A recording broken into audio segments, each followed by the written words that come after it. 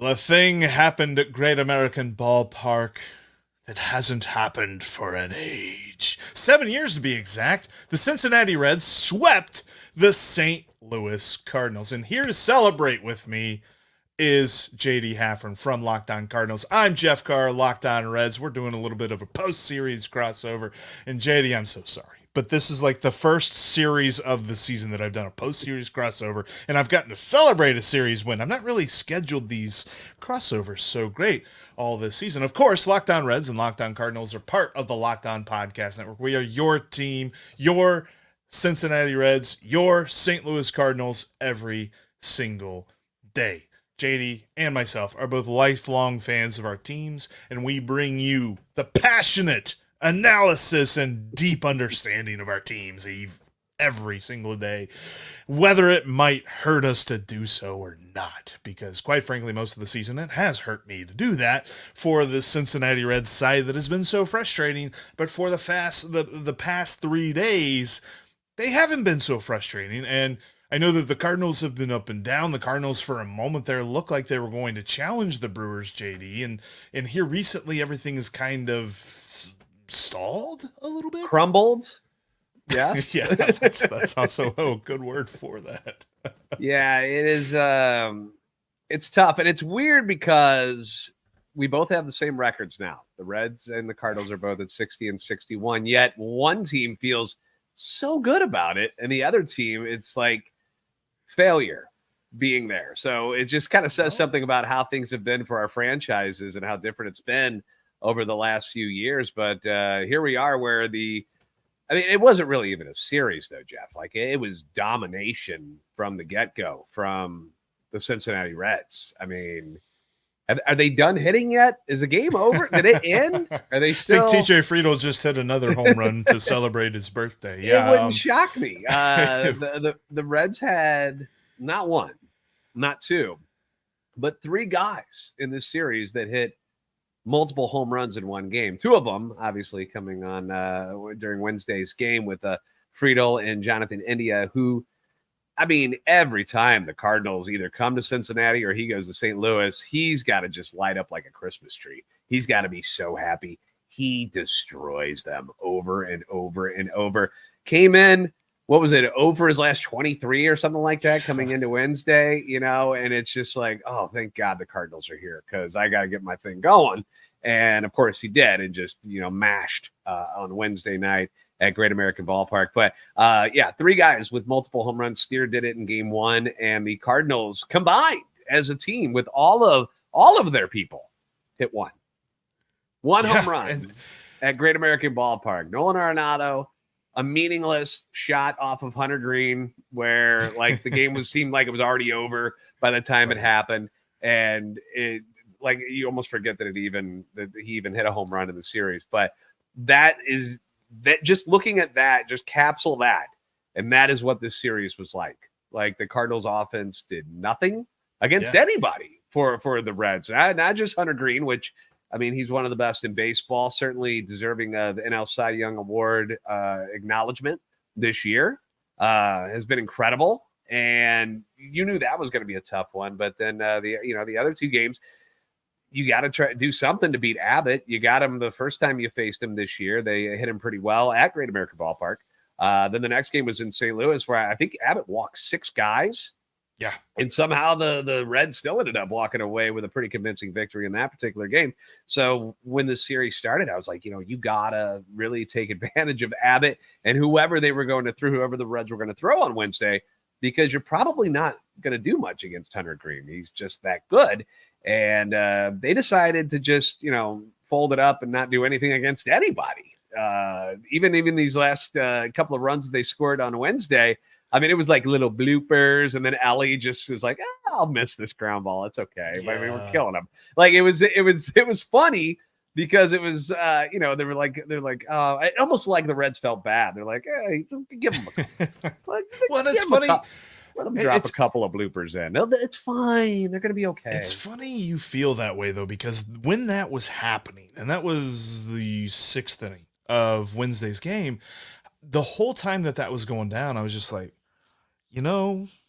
They've done this all year. They've done this all year where it's like they're showing us a glimmer of hope and then they like lean in and they whisper, "We're not there yet." But they were able to get out of that inning and I was worried. Like I closed my eyes and I saw Paul Goldschmidt hitting a 3-run home run and bringing it within like 4 runs and you're like, here we go, and things like that. But thankfully none of that happened. They were able to get out of it. Justin Wilson with one pitch to Jordan Walker gets them to pop up, and there's just so much about that bullpen game that really threw me. Number one, I think that they're trying to save Carson Spires a little bit. They're trying to do a little bit of load management for him because he's never pitched this much in his career.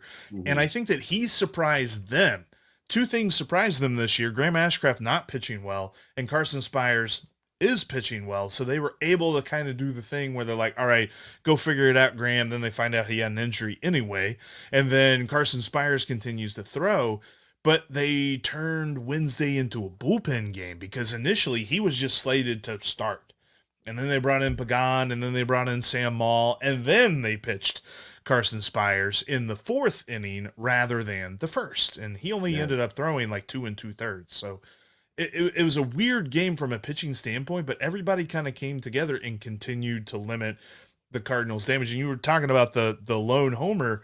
I was getting greedy in that game. I'm not going to lie, JD. Like that game, when Arenado hit that home run, I'm like, dang, I wanted Hunter to shut this one out. I wanted this to be a 0 on the scoreboard. And that's kind of how I felt about this series. I've enjoyed the series from the Reds standpoint where it's like, okay, the Cardinals all season long, especially in the first month, whenever they started off really slow and we're thinking, okay, they're just going to be like they were last year. But then they really made a furious run there and they got up to second place. They got above 500. And we're thinking the Cardinals are where we thought the Reds should be. And the Reds are where, me as a Cardinal hater thought the Cardinals should be. Yeah. And it's all topsy-turvy. But now here, as we sit on August 15th, the Reds and the Cardinals have the exact same records. And you're right. Like the idea of being 1 game under 500 should infuriate the Cardinals, but quite frankly, it should infuriate the Reds too. The Reds have been in this position pretty much all season. Barry Larkin was talking about it on Tuesday's broadcast where it was like they've been bouncing between 6 games under 500 and 1 game under 500 for the better part of the last 3 months. And they've got to figure something out and jump up. Maybe this series sweep is a jumping off point for that. It could be. I mean, you guys close out your last series with a victory over the Brewers, which is not an easy task in Milwaukee. And then, you come back home and like kick the hell out of the Cardinals. Like, again, this was not even a series. Like, the Cardinals look dead on their feet out there. While I was even making the jokes during the game with Hunter on Tuesday, where like you could just see the Reds are having a good time. They're having fun, and it wasn't like because that wasn't like a blowout win. I mean, at the point that I think that I was watching, I think it was only 3-0 or something. But like they're laughing and slapping each other's butts on the mound, and they're grinning and stuff, and like. The Cardinals look like they had their dog run over multiple times going into that game. And I don't know what happened. Like, they played decently in Kansas City in that first game, and then they lost because they split. It was a 2-game series. They get the day off on Sunday to come to Cincinnati, and the Reds had to play a game. So the tired team, when you think about it, should have been the Reds after a tough series against Milwaukee. And that wasn't the case at all. They came out hot, and Sonny Gray looked good in that first game for a couple of innings, and then the gopher balls started happening again. And Spencer Steer takes some yard, Elly takes some yard, and then from that point, it was almost like the Cardinals were done. It was over. There was no point in even playing the games anymore. We're toast, and it's shocking to see how dismal they appeared in these games at this point of the season, where they were buyers at the trade deadline. They went out and got a couple of guys that they thought would help improve the team, and Eric Fetty and Tommy Pham. They got Armstrong that they thought was going to, help solidify the bullpen a little bit, which it started showing some cracks. and it has gone completely the wrong way, and it's not been good. Is it ironic that they've lost a lot more games now that former Red and now Cardinal superstar Michael Ciani has been injured? I wonder if that's where it is. I don't know. It's just, I don't know. Things have gone in the wrong direction, and Cardinal fans are quite upset about it. And the Reds are going the other way. And more power to you, man. It's it sucks to be on this side of it, but at the same time, it's like that's a team that shows energy and shows life. I mean, I feel like it was just a couple of weeks ago. I was reading, fire David Bell. This team's terrible. They're doing everything wrong. They're ruining all these guys, and like how quickly things can change. So maybe the worm will turn for the Cardinals. But the way they played in this series, it's hard to believe in that. It's funny you mentioned that, because obviously a series sweep would lead someone to believe that one team is headed toward big things and the other isn't. Kind of wanted to discuss that. Where do the Cardinals and the Reds fall in the wild card picture? That is coming up next. You know the best way to get down to the ballpark, JD? It's game time. I do. Game time.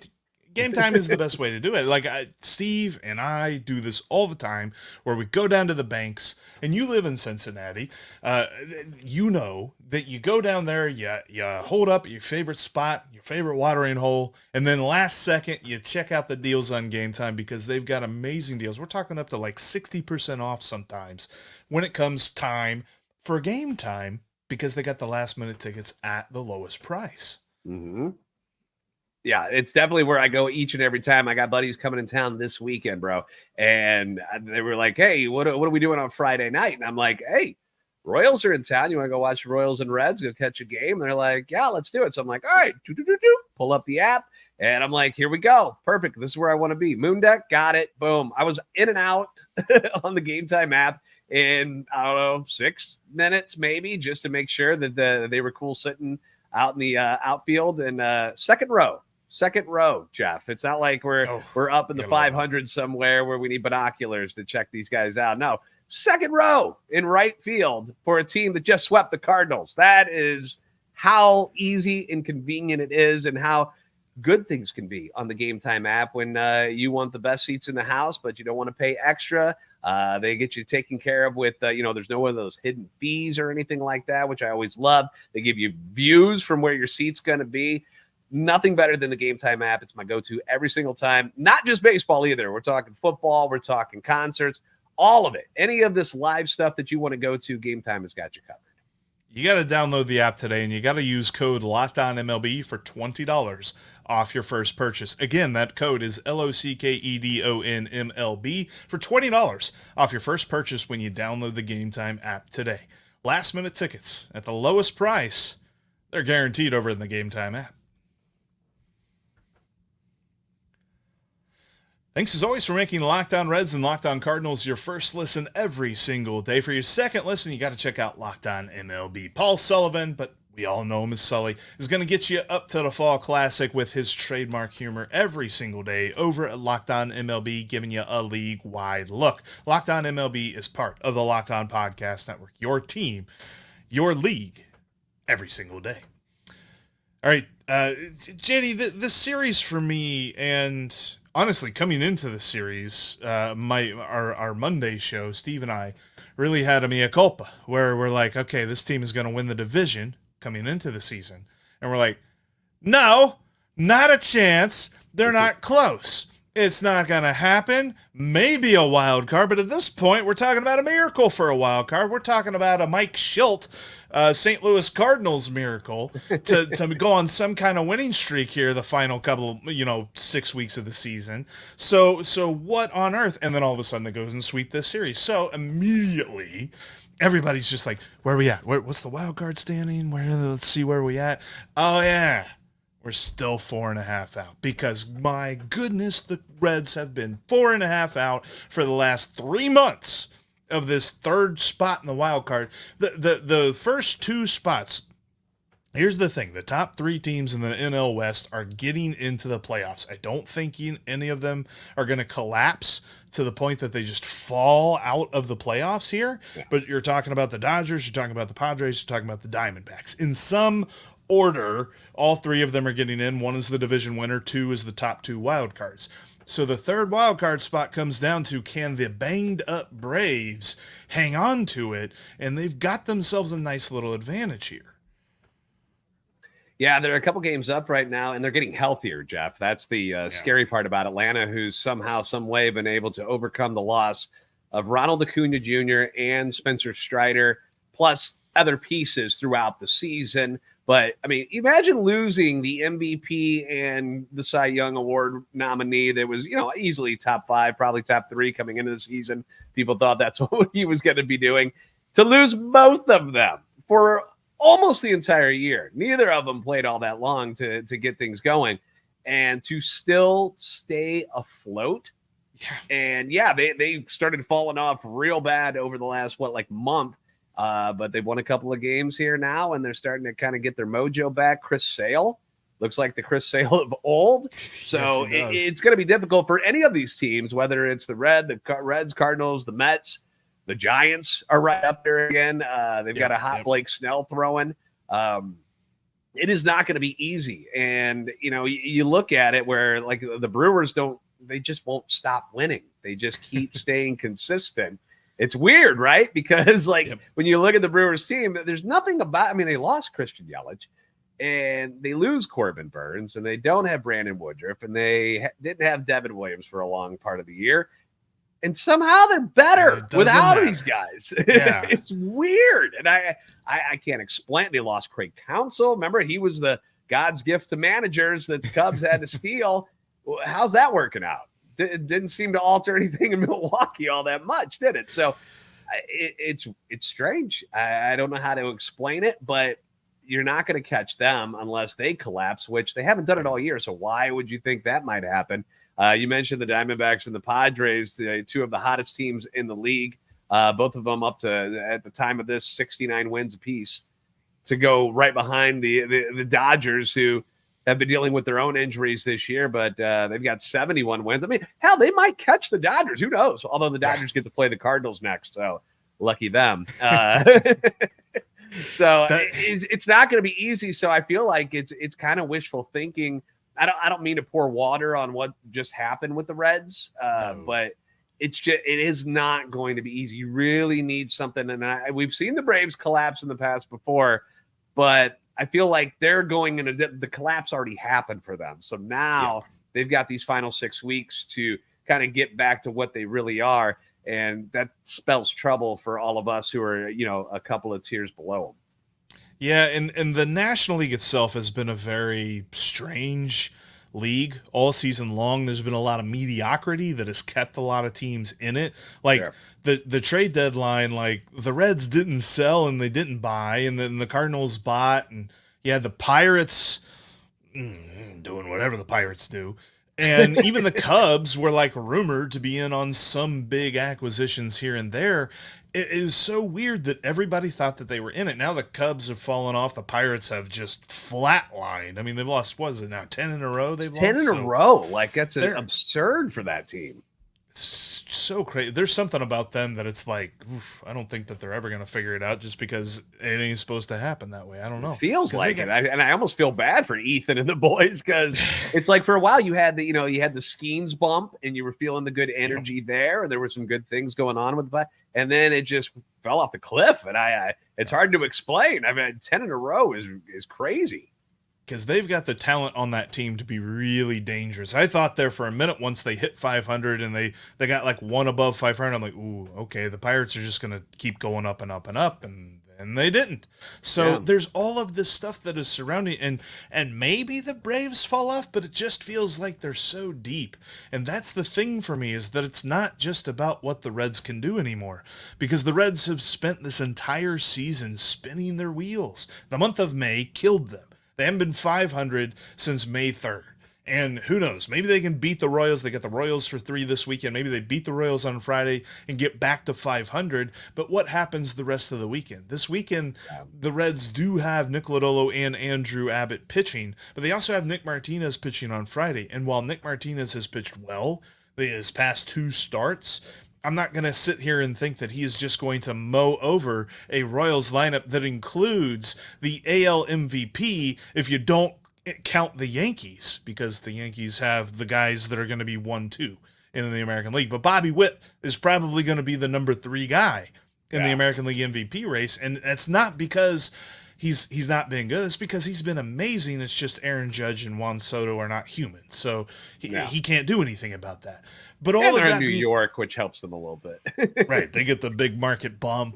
And I was talking to, I don't mean to interrupt you, but I was talking to a buddy of mine today, and obviously he was gloating about the Reds sweeping the Cardinals, which all my buddies in Cincinnati are doing right now, including my wife. But he was like, isn't it kind of ridiculous that the Reds and Royals aren't on Sunday Night Baseball? Because this would be a chance for Major League Baseball to, showcase Bobby Witt and Elly at the same time. And instead, they're going to go with the Yankees in Detroit, or what's left of Detroit.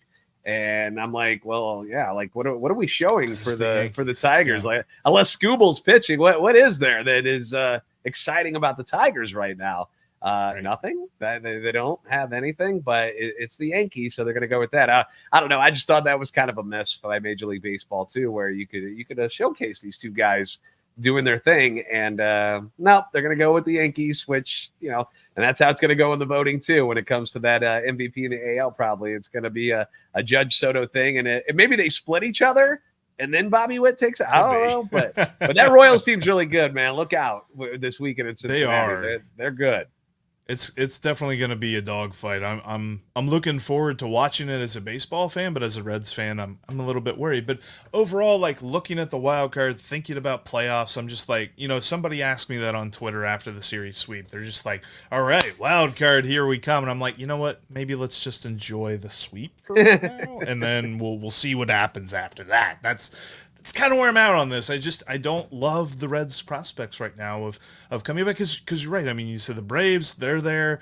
They got to fall off. And then there's the Mets as well. The Mets are a pretty good team as well. Like, although they've got the Mets energy, that the aura that surrounds that team just always seems to really knock them down. But overall, not bullish about either the Reds or the Cardinals' chances of sneaking on in to these playoffs. One thing the Reds, I will say this, the one thing the Reds do have that works in their favor a little bit is that outside of the Royals, you've got the Blue Jays, the Pirates, and the A's coming up this month, which is pretty decent. And you got to face the Brewers again, where for my Cardinal fans, and I hate to be the bearer of bad news, but we've talked about this before, but the schedule is not doing the Cardinals any favor.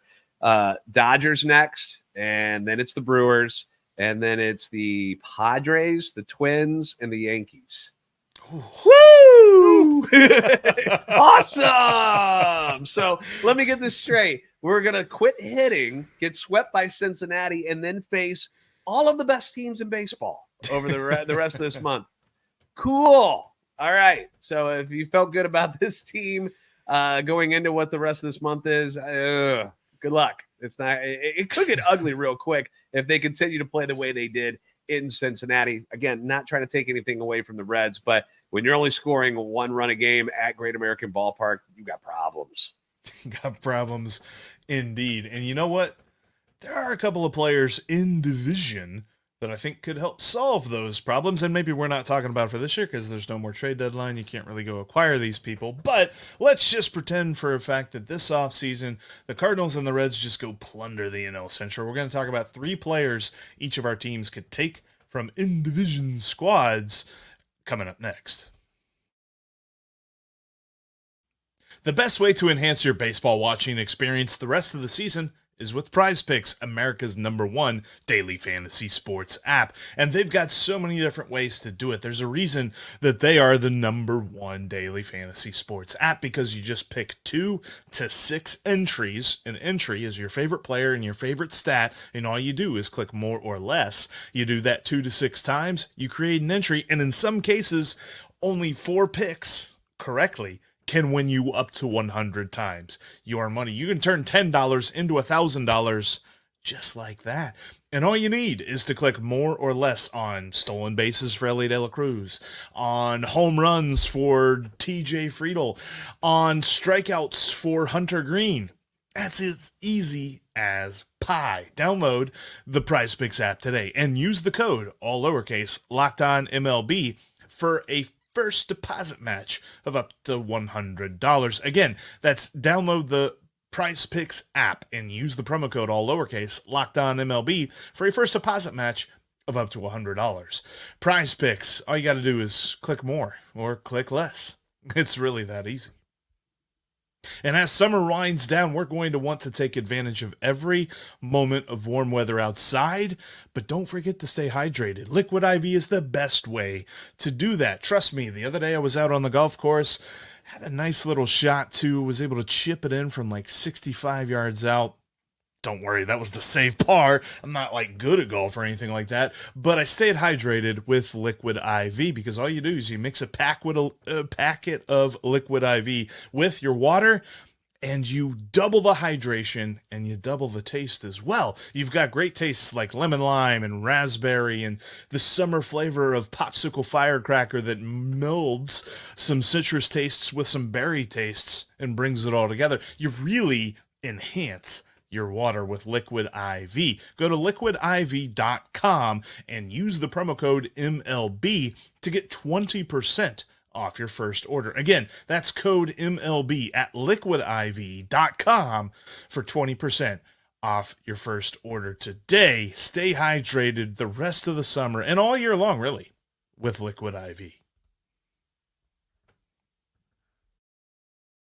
You can catch every pitch of the Reds and Cardinals hometown broadcasts with SiriusXM. Just download the SXM app and you can listen to the Reds or the Cardinals home broadcast from anywhere you go.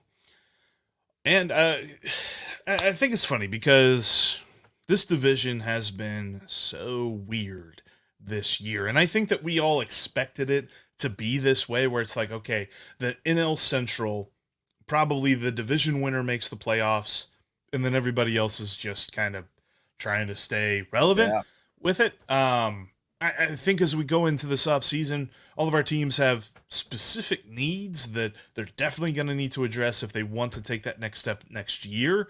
But I kind of wanted to look at this, and I'm borrowing this idea from a friend of mine, Gary Morgan, over at Bucks in the Basement, where we look at the NL Central, we look at the other teams, and we plunder 3 total players. And so you can pick a Red, I can pick a Cardinal, things like that. And we bring them onto our teams for next year to fill a need or fill a couple of needs and things like that. So I would like to, as the team that was just swept, I would like to let you go first, you know. That's so kind of you. Getting over the sweep. Yeah, you know. So we can't take the same players, and so we get we're just right. So when you take them, they're unavailable. Oh, yeah. All right, okay. With the first selection of the NL Central Draft, the St. Louis Cardinals select right-handed pitcher Paul Skenes, Pittsburgh Pirates. Ooh, yep. I'll take him because the Cardinals have been unable to find and develop a young pitcher on their own. And it's been the 2 times that where they've been close, where there was somebody that they looked like they were going to have something really nice. The injuries got to him. Jack Flaherty never quite panned out the way his career started. He looks a lot better now, oddly enough. After he leaves St. Louis, he learns to fix everything just fine, and he's healthy. Wow, amazing. But, you know, he started off his career really, really good, and then the injuries caught up to him, knocked him out for about 2.5 years, really. And that was unfortunate because he looked like he was going to be an ace for this club. The other one was Alex Reyes, who at one point was the top right-handed pitching prospect in all of baseball. Had all this momentum, comes up, looks amazing in this game. I believe it was against the Brewers too, and gets hurt and was never the same. Like tore multiple muscles here and there, and every time he would come back and it looked like he was going to be back and do his thing again, he gets hurt again. And then they made him a reliever and they made him a closer, and he was awesome. He was an all-star the one year he did it, and then he gave up a home run to the Dodgers. They walk it off in the one playoff game, and it was Chris Taylor who hit the home run, and then he never threw again for the Cardinals. He got hurt in the offseason, and it was all over in his career. He's never pitched again. So I would like that one young superstar with a hot girlfriend and a cool mustache who strikes everybody out and looks awesome doing it. Give me Paul Skenes. Well, the Reds desperately need help in the outfield. They've got to really look at rebuilding the outfield this offseason, but I'll just take, you know what? I'll take the baseline. I'll take one really good, consistent veteran outfielder. Give me Brian Reynolds. I think Brian Reynolds is ageless. I don't think he'll ever get old. He's hitting 285 right now. He's had a really nice season for the Pirates. Even though, from what I've heard from Pirates fans, they don't love Brian Reynolds. I don't understand that at all. I think that he would be a fantastic addition to this team. He would play center field probably for the Reds. Maybe TJ Friedl plays center field, and then Brian Reynolds plays one of the corner outfield spots. But you slot him in the middle of the lineup. You feel good about that. And then you can kind of build everything else in the outfield around him. You can build the lineup around him and Elly, and then you're good to go. And I really feel like that would be a huge move for them. This was something that this past offseason, Steve and I talked a lot about, is that the Reds needed, a good, consistent, right-handed power bat in the outfield, but mostly just a good outfielder, because they were betting on a couple of guys that had never really proven it, and they still have yet to prove it. And then you've got TJ Friedl, who was the stalwart, but he's really shown that he can be injury prone based on his game. So go get somebody else that is going to be a consistent force for you. Brian Reynolds, I think that would really elevate the Reds to the next level. Yeah, he reminds me of a lot of, how Brian Giles was so good for the Pirates over all those years, but never really got the credit he deserved because he was on the Pirates, where I feel the same way about Reynolds. He's a solid player. With the second pick, I will be taking your shortstop, third baseman, the ungodly one, Elly De La Cruz. I just need some excitement on my ball club. Obviously, we know he's a freak of nature when it comes to his athleticism and everything he can do.